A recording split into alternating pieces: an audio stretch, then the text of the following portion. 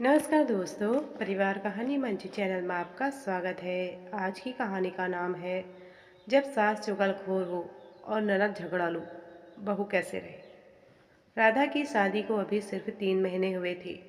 वह बड़े सपने लेकर अपने ससुराल आई थी कि वह सबका दिल जीतेगी, घर की खुशियों से भर देगी और अपने पति के साथ एक सुखी जीवन जिएगी। लेकिन ससुराल की हकीकत उसके सपनों से बिल्कुल अलग थी। उसकी सास कमला देवी को हर छोटी बड़ी बात की चुगली करने की आदत थी और ननद पूजा का स्वभाव इतना झगड़ालू था कि वह हर समय बहू में गलती ही ढूंढती रहती थी।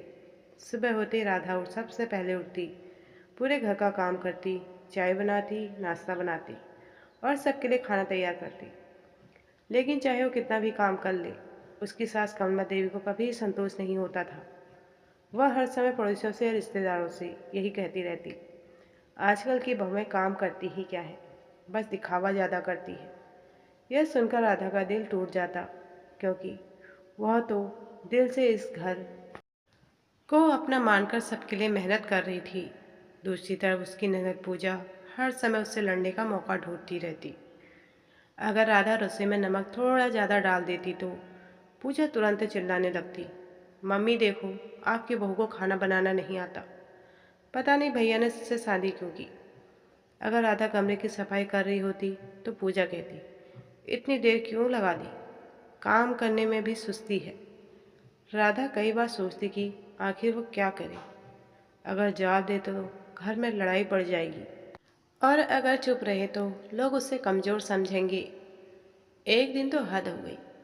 कमला देवी ने पड़ोस की शर्मा आंटी के सामने कह दिया, मेरी बहू तो बस दिखावा करती है, असली काम तो मुझे ही करने पड़ता है।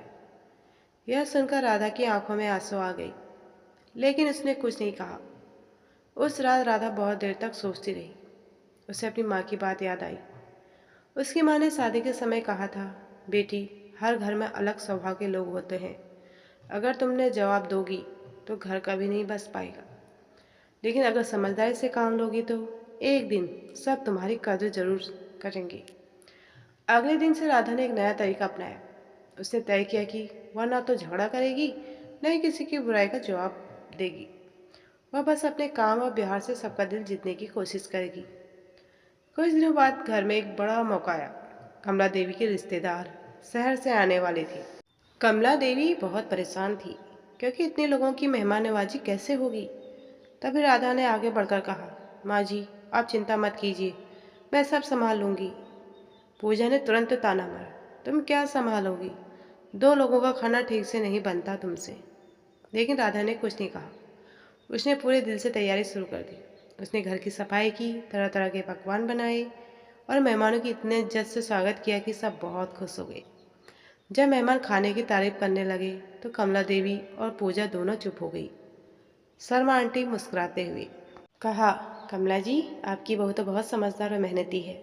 सच कहूँ तो आपको ऐसी बहू पर गर्व होना चाहिए। यह सुनकर कमला देवी को अपनी गलती का एहसास हुआ। उन्होंने पहली बार राधा की तरफ प्यार से देखा। उस रात उन्होंने राधा से कहा, बहू, शायद मैं तुम्हें समझ नहीं पाई। तुमने आज साबित कर दिया कि तुम इस घर की असली लक्ष्मी हो। पूजा भी धीरे धीरे बदलने लगी।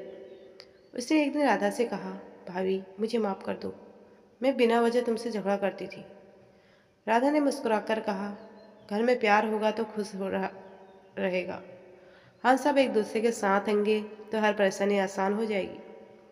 उस दिन के बाद घर का माहौल बदल गया।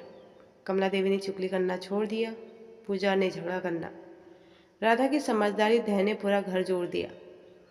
कभी कभी जिंदगी में ऐसे लोग मिलते हैं जो हमें बिना वजह परेशान करते हैं, लेकिन अगर हम गुस्से के बजाय धैर्य और समझदारी से काम लें तो एक दिन वही लोग हमारी सबसे बड़ी ताकत बन जाते हैं।